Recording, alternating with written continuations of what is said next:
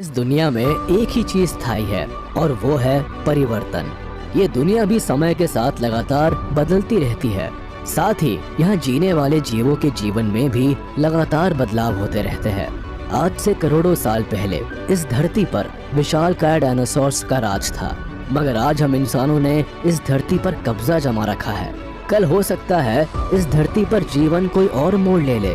तापमान के लिहाज से भी धरती का मौसम कभी एक सा नहीं रहा। ये धरती कभी आग के शोलों की तरह तपी है तो कभी पूरी धरती बर्फ से ढकी रही है। धरती का एक हिस्सा जिसे हम भारत कहते हैं, ये भी इन बदलावों से अछूता नहीं रहा। आज के इस वीडियो में हम बात करेंगे कि आइस एज के वक्त इंडियन सबकॉन्टिनेंट कैसा था और यहाँ किस तरह के जीव निवास करते थे।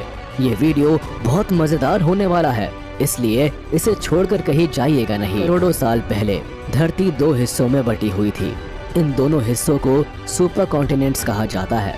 इन सुपर कॉन्टिनेंट्स में से एक का नाम था गोंडवाना और दूसरे का नाम था लॉरेशिया।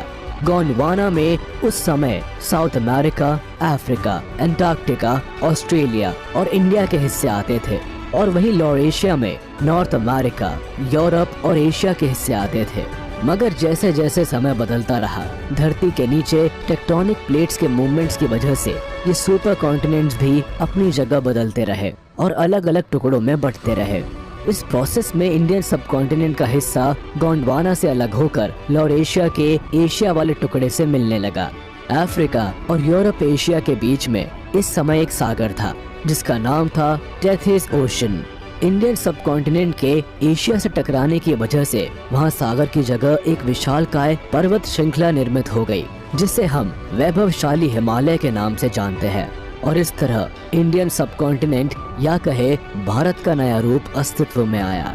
अब इससे पहले कि हम जाने आइस एज के वक्त इंडियन सबकॉन्टिनेंट के हालात क्या थे, हम पहले ये समझने की कोशिश करते हैं कि आखिर आइस एज या कहे हिमयुग आखिर है क्या। आइस एज हिमयुग उस समय को कहा जाता है जब पूरी धरती पर चारों तरफ बर्फ की मोटी मोटी चादर बिछ जाती है। पूरी धरती इतनी ठंडी हो जाती है कि यहाँ बर्फ की करीब 4 से 5 किलोमीटर ऊंची परत चढ़ जाती है। वैज्ञानिकों का मानना है कि आइस एज समय समय पर आते रहते हैं और हजारों लाखों सालों तक बने रहते हैं। पहले भी कई बार धरती आइस एज का सामना कर चुकी है और भविष्य में भी करती रहेगी। मगर अब सवाल उठता है कि आखिर ऐसा क्यों होता है? धरती पर इस कदर ठंड क्यों बढ़ जाती है? दरअसल धरती को गर्म रखने का जिम्मा सूरज का होता है। अगर धरती पर सूरज की रोशनी पर्याप्त मात्रा में ना पहुँचे तो धरती पर ठंड बढ़ने लगती है और बर्फ जमने लगती है। धरती सूरज के चारों ओर एक अंडाकार रास्ते पर घूमती है और ये रास्ता समय के साथ बदलता रहता है और साथ ही धरती का सूरज के साथ एंगल भी बदलता है। ऐसे में एक ऐसा वक्त आता है जब धरती सूरज से ऐसे एंगल पर होती है कि पूरी धरती पर ही सूरज की रोशनी नहीं पहुंच पाती। यानी इस दौरान धरती पर हिमयुग का आगमन होता है। चारों तरफ भयानक ठंड और बस बर्फ। इस दौरान धरती पर जीवों के लिए सरवाइव करना मुश्किल हो जाता है और कई सारी स्पीशीज बर्फ में विलीन हो जाती है। Effect of ice age on Indian subcontinent. वैज्ञानिक मतों के मुताबिक पिछले आइस एज में इंडियन सबकॉन्टिनेंट का हिस्सा बर्फ से नहीं ढका था, क्योंकि यहाँ का वातावरण धरती के बाकी हिस्सों के मुकाबले ज्यादा गर्म था। हाँ, हिमालय की चोटियाँ जरूर बर्फ से ढकी हुई थी। हालांकि इंडियन सबकॉन्टिनेंट भले बर्फ से ना ढका हो, मगर उस दौर में यहाँ भयानक बारिश हुआ करती थी। चारों तरफ बस पानी का भयानक बहाव होता है। उस दौर ने वाकई बहुत हद तक आज के भारत के क्लाइमेट को अफेक्ट किया।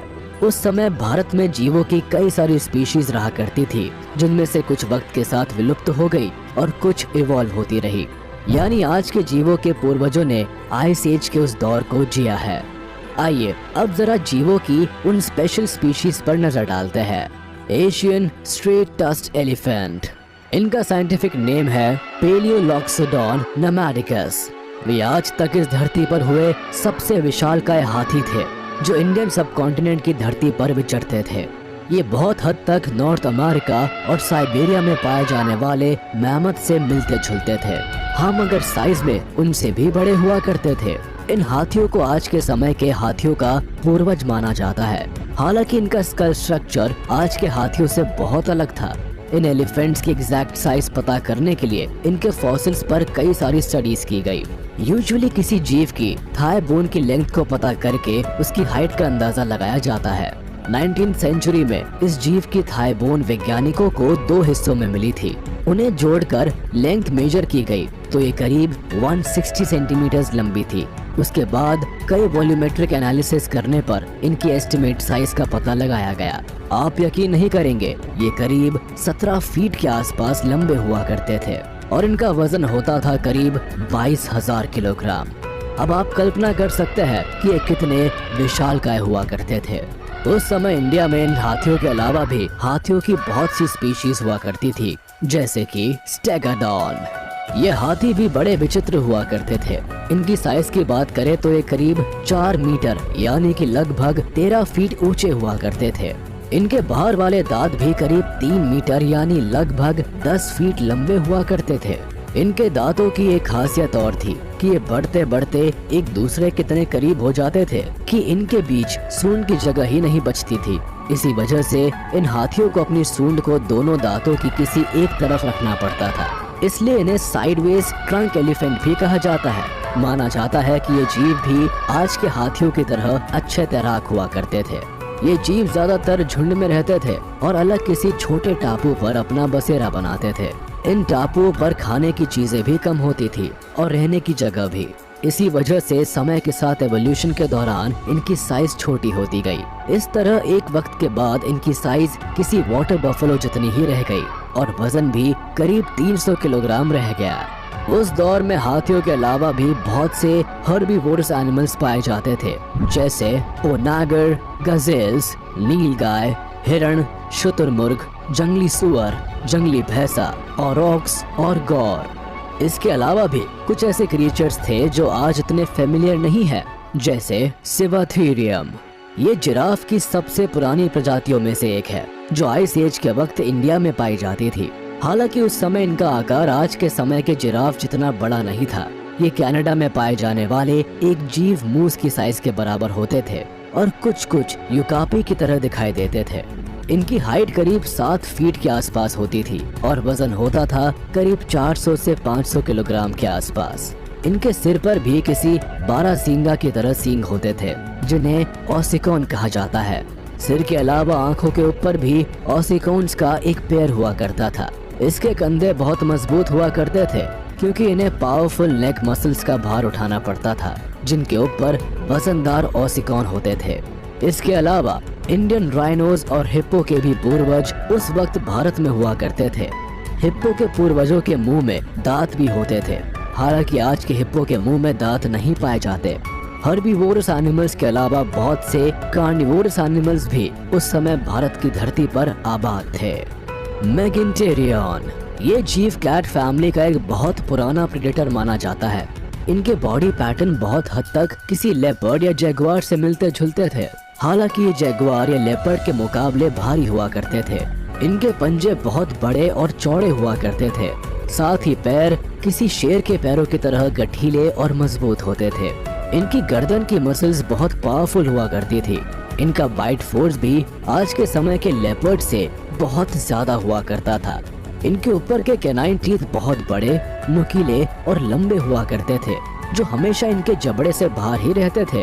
अगर इनके वजन की बात करें तो ये करीब 100 से 150 किलोग्राम के बीच हुआ करते थे।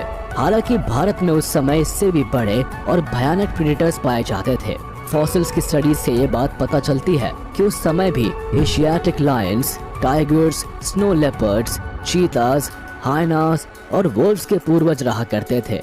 इन्हीं में से एक थे चीता के पूर्वज, जायंट चीता।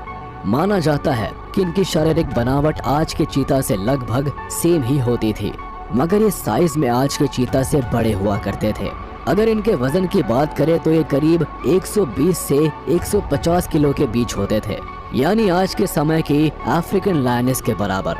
माना जाता है कि भारी और बड़ा शरीर होने के बावजूद भी ये आज के समय में चीता से भी तेज दौड़ सकते थे और अपने से भी बड़े साइज के शिकार को धराशायी कर सकते हैं।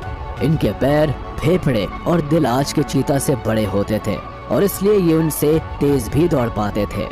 इसके अलावा प्राइमेट्स की भी बहुत सी स्पीशीज पाई जाती थी जो थोड़े बहुत अंतर के अलावा लगभग ऐसी ही हुआ करती थी जैसे आज के प्राइमेट्स हो।